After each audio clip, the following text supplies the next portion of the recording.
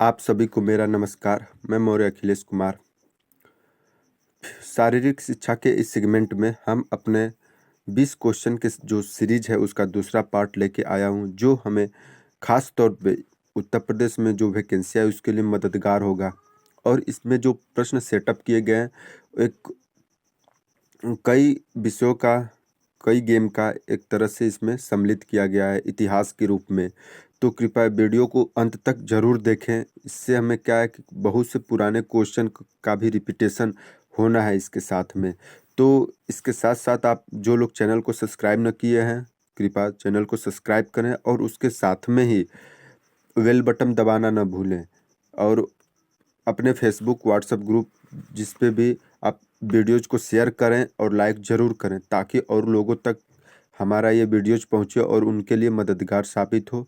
तो फिर आइए चलते हैं अपने क्वेश्चन पे। इसमें पहला क्वेश्चन है, FIBA वर्ष में गठित किया गया, यानी किस प्रश्न पूछा गया है कि FIBA किस वर्ष में गठित किया गया है। देखिए, FIBA का फुल फॉर्म अगर हम देखें तो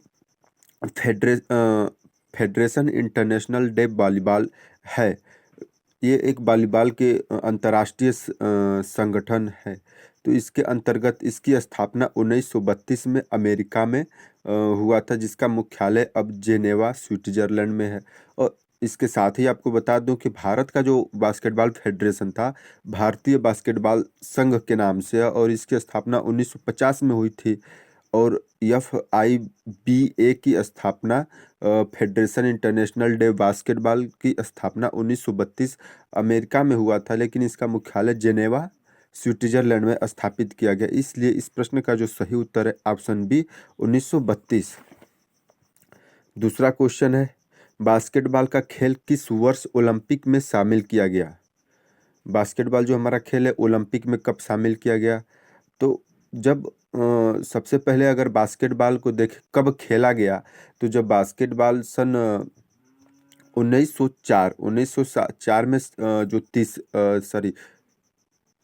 तीसरा ओलंपिक था वो सेंट लुइस अमेरिका में आयोजित हुआ था। और उस ओलंपिक्स में बास्केटबॉल को एक तरह से प्रदर्शन के तौर पे खेला गया था। और उसके बाद इस गेम को सन 1936 बर्लिन ओलंपिक में ऑफिशियली आधिकारिक रूप से शामिल कर दिया गया। इससे पहले सन 1928 1932 के ओलंपिक्स में भी इनको प्रदर्शन के तौर पर खेला गया था, लेकिन 1936 बर्लिन ओलंपिक में आधिकारिक तौर पर ओलंपिक्स में बास्केटबॉल को मान्यता मिली। इसलिए इस प्रश्न का सही उत्तर है ऑप्शन ए, 1936 बर्लिन ओलंपिक। प्रश्न संख्या आप 3 है, वॉलीबॉल के खेल का आविष्कार किसने किया था। तो इस प्रश्न का सीधा उत्तर option A, William Morgan. William Morgan जो कि 1895 में मैसाच्यूट्स जो है एक अमेरिका का राज्य है, वहाँ पे दूसरी YMCA का शाखा खोला गया। और उसी शाखा में ये एक तरह से शारीरिक शिक्षा के डायरेक्टर के तौर पर नियुक्त थे, और वहीं पर इन्होंने वॉलीबॉल खेल का आविष्कार किया था। इसलिए इस प्रश्न का सही उत्तर है विलियम जी मॉर्गन। जैसे हम जेम्स नाथ स्मिथ की बात करते हैं तो ये बास्केटबॉल के जन्मदाता के रूप में माने जाते हैं। अब प्रश्न संख्या 4 है, वॉलीबॉल में अर्जुन अवार्डी निम्न में से कौन नहीं है। देखिए, Tom Joseph, Ramanna Rao, Dalel Singh, sorry यहाँ पे दलाल लिख गया है, ये दलेल सिंह है, और शिव शक्ति। तो अगर ऑप्शन ए टॉम जोसेफ की बात करें तो टॉम जोसेफ एक वॉलीबॉल के खिलाड़ी थे, और उन्हें सन 1990 में अर्जुन अवार्ड से सम्मानित किया गया था। उसी तरह रमन्ना राव है, इनको सन 1977-78 में अर्जुन अवार्ड से सम्मानित किया गया। और ऑप्शन सी, दलेल सिंह को सन 2000 जो टॉम जोसेफ थे उनको 2014 में, दलेल सिंह को सन 1990 में, और रमन्ना राव को सन 1977-78 में अर्जुन अवार्ड से सम्मानित किया गया। ऑप्शन डी है शक्ति सिंह। शक्ति सिंह एक भारतीय एथलेटिक टीम के सदस्य थे, और वे एक डिस्कस थ्रो और शॉट पुट थ्रोवर थे। तो इस प्रश्न का जो सही उत्तर आपने देखा ऑप्शन डी, शक्ति सिंह है। जो कि एक एथलीट प्लेयर है, ना कि वॉलीबॉल प्लेयर, और ये एक अभी अर्जुन अवार्ड से सम्मानित भी नहीं हुए हैं। तो इस प्रश्न का सही उत्तर ऑप्शन डी शक्ति सिंह है। प्रश्न संख्या 5 है, निम्नलिखित में कौन सा कप या ट्रॉफी संबंध नहीं है वॉलीबॉल के खेल के साथ? ऑप्शन है super challenge cup, federation cup, विश्व कप, यूरोपियन कप। देखिए इस प्रश्न में super challenge cup, federation cup और विश्व कप, ये तीनों कप हमारे वॉलीबॉल खेल से संबंधित होते हैं।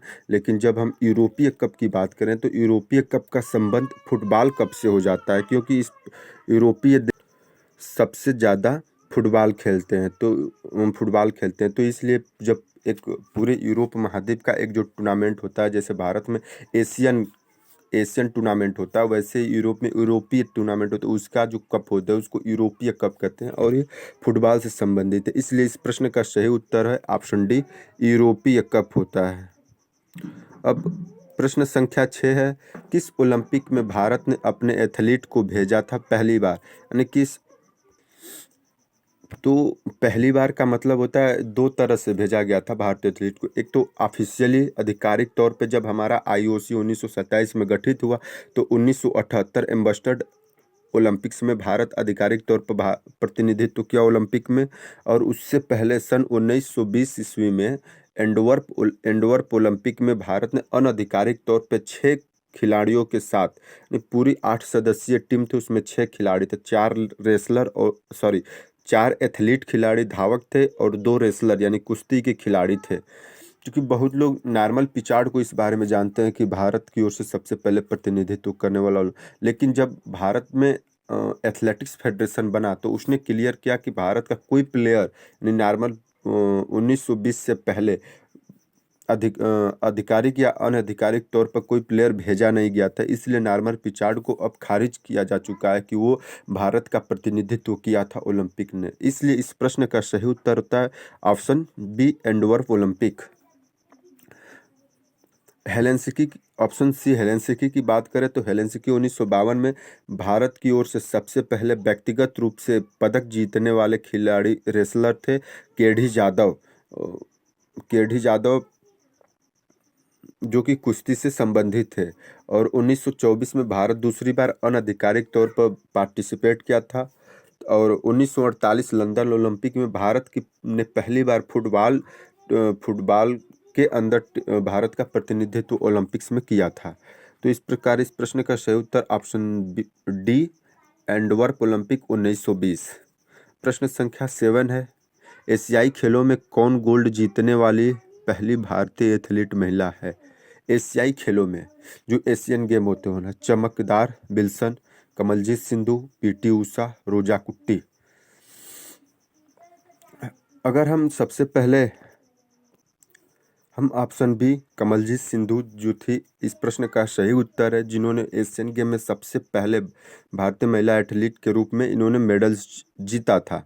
तो इनके बारे में बता दें कि ये 1970 जो बैंकॉक के अंदर एशियन गेम हुआ था, वहाँ पे इन्होंने 400 मीटर दौड़ में 57.3 सेकेंड का टाइम लगाकर इन्होंने मेडल्स जीता था। और ऑप्शन डी है रोजा कुट्टी की बात करें तो इन्होंने ओलंपिक्स में भारत का प्रतिनिधित्व किया था सन 1996 अटलांटा ओलंपिक में, सन 2000 में, और इनका इवेंट जो था वो था 4x400 मीटर्स रिले रेस था। और इन्होंने एशियन गेम्स में सिल्वर मेडल भी इन्होंने जीता है। और उसके साथ ही पीटी उषा के बारे में आप सभी लोग जानते होंगे, इनको सन 1980 मॉस्को रूस ओलंपिक्स में पार्टिसिपेट भारत की ओर से की थी। इनको गोल्डन गर्ल्स या पायोली एक्सप्रेस के साथ साथ ही queen of Indian track and field के नाम से भी जाना जाता है। पीटी उषा को queen of Indian track and fields के साथ गोल्डन गर्ल्स और पायोली एक्सप्रेस के नाम से भी जाना जाता है। और 1980 में मॉस्को रूस ओलंपिक्स में इनको पार्टिसिपेट किया था। तो एशियाई खेलों में भारत की ओर से सबसे पहले गोल्ड जीतने वाली महिला खिलाड़ी बनी थी कमलजीत सिंधु, जिन्होंने 400 मीटर की एथलीट थी और उन्होंने 400 मीटर बैंकॉक एशियन गेम के अंदर गोल्ड मेडल जीता था 57.3 सेकेंड लगा के। प्रश्न संख्या 8 है, किस एथलीट की आत्मकथा का नाम इनसाइड ट्रैक है? किस एथलीट आत्मकथा का नाम इनसाइड ट्रैक है? Jesse Owens, Carl Lewis, Merlene Ottey, PT Usha. कि जो इनसाइड ट्रैक होता है उसका इनसाइड ट्रैक हमारे जो कार्ल लुइस एक एथलीट थे और बहुत से ओलंपिक्स गेम में मेडल्स का इनका रिकॉर्ड बना था। और तो इन्होंने अपना एक आत्मकथा लिखी, उस आत्मकथा का नाम इनसाइड ट्रैक था।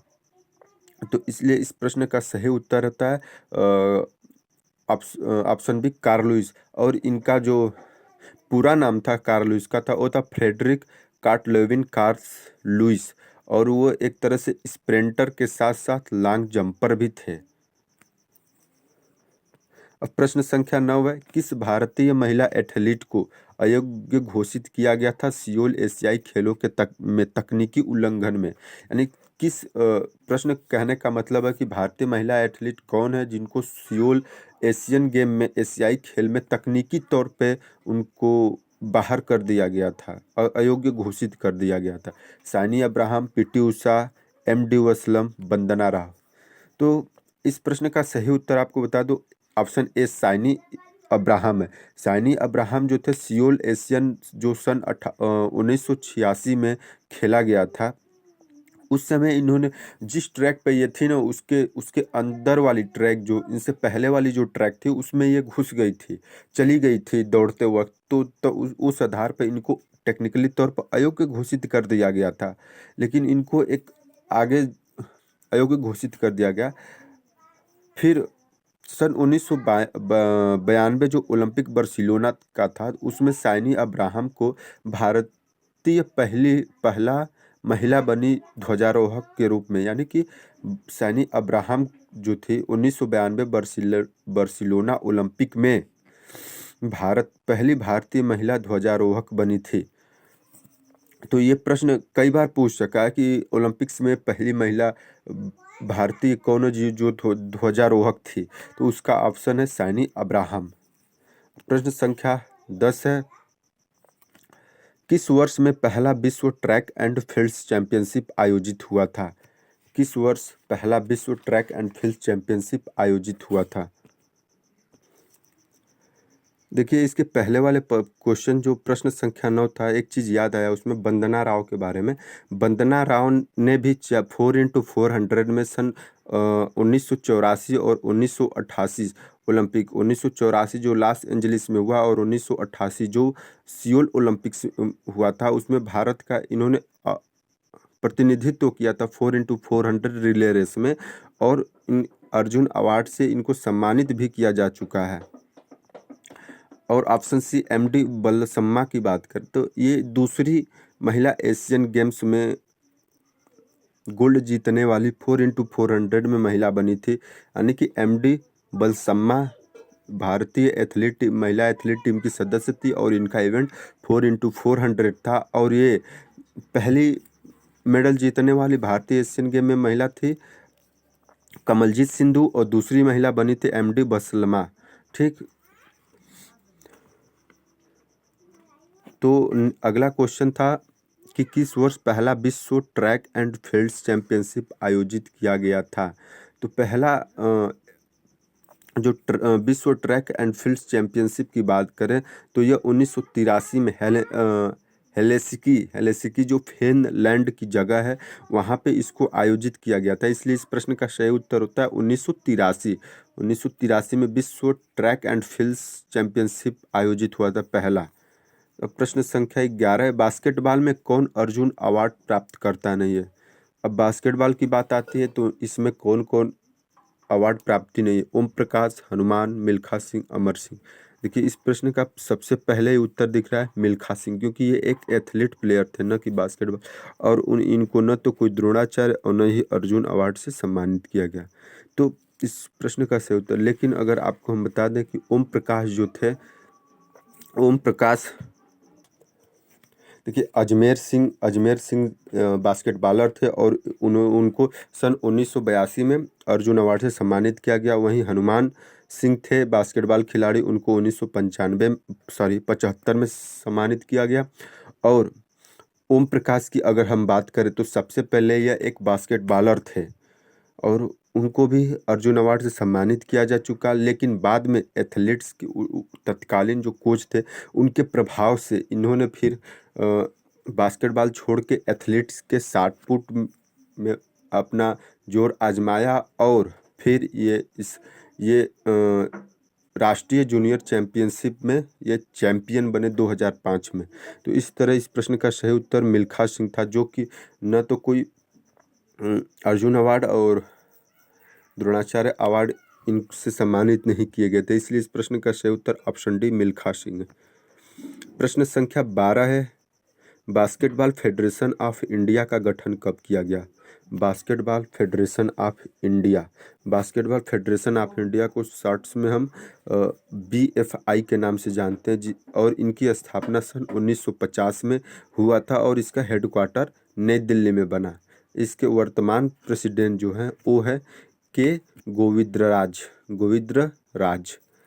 तो इस प्रश्न का सही उत्तर आपने देखा ऑप्शन ए 1950 में। प्रश्न संख्या 13, 16वें राष्ट्रमंडल खेल कहाँ आयोजित हुए थे? तो 16वां कॉमनवेल्थ गेम या राष्ट्रमंडल खेल उसको कहें तो सन 1998 में कुआलालंपुर मलेशिया में आयोजित हुए थे। और उसी के साथ भारत में कब अगर प्रश्न आए कि भारत में राष्ट्रमंडल खेल चौथा राष्ट्रमंडल खेल भारत में आयोजित हुआ था, तो उसी के साथ अगर देखें हम तो सन 98 में अगर 16वां होता है तो 2010 में भारत दिल्ली में कॉमनवेल्थ गेम हुआ था, वो हो जाएगा 19वां कॉमनवेल्थ गेम। ठीक, देखिए कॉमनवेल्थ गेम और फीफा वर्ल्ड कप दोनों एक ही ईयर में शुरू हुए 1930 में। जितना कॉमनवेल्थ गेम हुआ होगा आज तक उतना ही हमारा फीफा वर्ल्ड कप भी आयोजित हो चुका है। तो यहाँ पे एक प्रश्न को याद करने से दूसरा प्रश्न अपने आप याद हो जा रहा है कि कब और कहाँ और कब और चौथा गेम्स आयोजित हुआ था। जैसे कि अगर हम कहें 2010 में जो कॉमनवेल्थ गेम हुआ था, चौथा कॉमनवेल्थ गेम था 19वां। उसी तरह 2010 में जो फीफा वर्ल्ड कप आयोजित हुआ तो चौथा फीफा वर्ल्ड कप रहा होगा, वो भी 19वां रहा। इसी तरह इस 16वें राष्ट्रमंडल खेल का आयोजन सन 1998 में हुआ था और जगह का नाम था कुआलालंपुर मलेशिया। इसलिए इस प्रश्न का सही उत्तर है ऑप्शन ए कुआलालंपुर। अब प्रश्न संख्या 14 है, 1998 राष्ट्रमंडल खेलों का शुभांकरण कौन था? वही प्रश्न लेकिन बदल के पूछा है कि 1998 राष्ट्रमंडल खेलों का शुभांकर कौन था? तो आपको बता दें सन 1998 कॉमनवेल्थ खेल कुआलालंपुर में हुआ था, जो कि पहले भी आपको बताया। और इसका शुभांकर और मुडान जिसको हम अप्पू वाइरा इजी और कोई नहीं, तो इसमें जो शुभांकर था उसका नाम नहीं दिया गया है। इसलिए इस प्रश्न का जो सही उत्तर है ऑप्शन डी कोई नहीं। आपको उस शुभांकर का नाम बता दूं तो शुभांकर का नाम है ओरानुटान इस शुभांकर का नाम था। प्रश्न संख्या 15 है, माका ट्रॉफी की स्थापना कब की गई थी?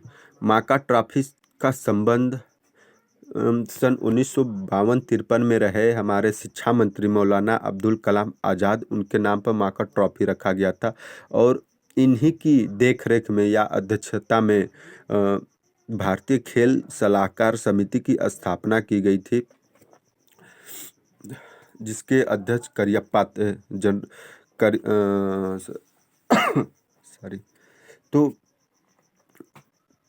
तो इन्हीं के सम्मान में जो टर्म माका ट्रॉफी रखा गया और इसकी स्थापना सन 1956-57 में की गई थी। और ये किसको दिया जाता है? तो ये दिया जाता है जैसे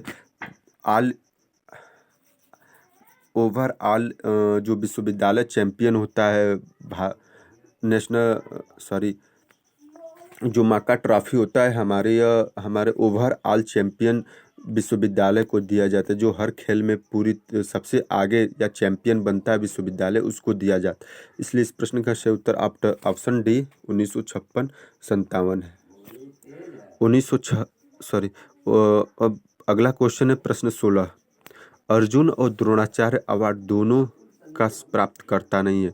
यहाँ पे ऑप्शन में दिया गया है 4 व्यक्तियों के नाम, यानी इसमें 4 लोगों का नाम दिया, इसमें से बताना है कौन सा प्लेयर अर्जुन अवार्ड और द्रोणाचार्य दोनों से सम्मानित नहीं किया गया है।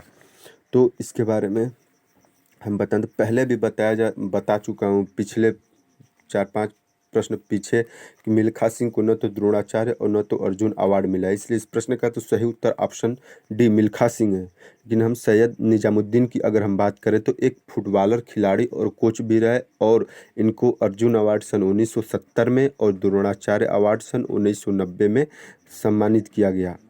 और उसी के साथ ए रमन्ना राव की बात करें तो ए रमन्ना राव एक वॉलीबॉल खिलाड़ी और कोच थे और उनको सन 1977-78 में अर्जुन अवार्ड से और 1990-91 में द्रोणाचार्य अवार्ड से सम्मानित किया गया। और एम श्याम सुंदर राव जो थे वो भी एक वॉलीबॉलर खिलाड़ी और कोच रहे और उनको सन 1974 में अर्जुन अवार्ड और 1995 में द्रोणाचार्य अवार्ड से सम्मानित किया जा चुका। तो इस प्रश्न का सही उत्तर ऑप्शन डी मिल्खा सिंह। प्रश्न संख्या 17 है, कौन पहली महिला एशियाई खेल में एथलेटिक्स में पहली स्वर्ण पदक विजेता कौन है? इसका भी उत्तर मैं आपको पहले के प्रश्नों में दे चुका है कि इसका सही उत्तर होता है कमलजीत सिंधु। पहली महिला स्वर्ण पदक जीतने वाली एशियन गेम में भारत की ओर से बनी थी। और जो दूसरी महिला थी पदक जीतने वाली वो थी एमडी वालसम्मा। रोजा कुट्टी के बारे में भी आपको इससे पहले के प्रश्नों में बताया। तो इस प्रश्न का जो सही उत्तर था ऑप्शन सी कमलजीत सिंधु। अब प्रश्न संख्या 18 है, पहला सीनियर नेशनल बास्केटबॉल चैंपियनशिप कहाँ आयोजित हुआ था? तो इसका हम उत्तर बता दें आपको कि पहला सीनियर नेशनल बास्केटबॉल चैंपियनशिप नई दिल्ली के अंदर दिल्ली में आयोजित किया गया था।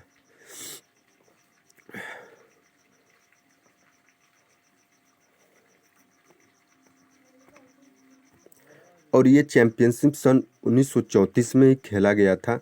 अब प्रश्न संख्या 19 से बास्केटबॉल खेल का मूल रूप से आविष्कार किया गया था, यानी कि बता रहा है कि जो बास्केटबॉल खेल हो रहा था उसको सबसे पहले किस क्षेत्र में, यानी कि इंडोर गेम के लिए या आउटडोर गेम या दोनों के लिए शुरू किया गया था। तो सबसे पहले ये स्प्रिंग फील्ड जो मैदान था YMCA का, वहाँ पे ये बाहर ही खेला जाता था, इसकी सारी व्यवस्थाएं आउटडोर में होती थी, इसलिए इसका मूल रूप से आविष्कार जो है कि आउटडोर खेल के रूप में हुआ था। लेकिन अब आज के समय में इसको इंडोर बना दिया गया है।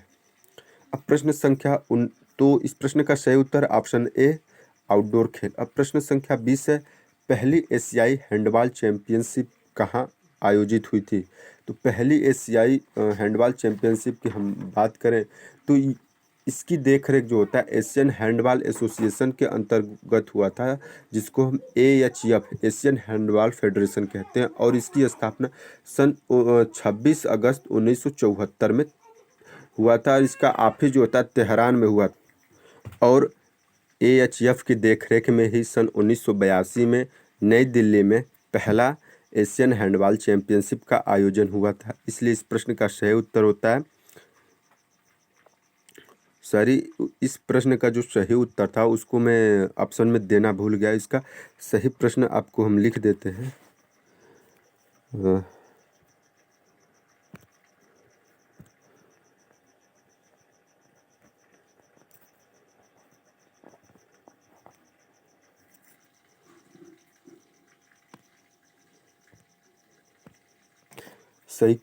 पेन सही काम नहीं कर रहा है, तो इसका उत्तर मैं बता दूं कि दिल्ली में हुआ था, जिसमें चाइना जो चीन था उस पहला स्थान प्राप्त हुआ था, जापान को दूसरा स्थान और साउथ कोरिया को तीसरा स्थान प्राप्त हुआ था। तो इसलिए इस प्रश्न का सही उत्तर रहेगा दिल्ली, जो कि ऑप्शन में शामिल करना भूल गया और मतलब दूसरी ऑप्शन टाइप हो गया है, तो इसके लिए क्षमा चाहूँगा। तो इस सेशन में सिर्फ इतना ही। अगर प्रयास अच्छा लगा तो आप लोग से रिक्वेस्ट है कि चैनल जो लोग सब्सक्राइब न किए ज़रूर सब्सक्राइब कीजिएगा, उसके साथ बेल बटन ज़रूर दबाइएगा और साथ में अपने दोस्तों के पास जैसे फेसबुक और व्हाट्सएप ग्रुप के माध्यम से शेयर ज़रूर कीजिए। और जो भी समस्या आ रही होगी या समझने में दिक्कत होगी उसको कमेंट बॉक्स में ज़रूर कमेंट कीजिएगा और सुझाव अपना ज़रूर दीजिएगा, जिसको बेहतर करने का हम प्रयास करेंगे। तो आज के लिए इस सेशन के लिए इतना ही। धन्यवाद।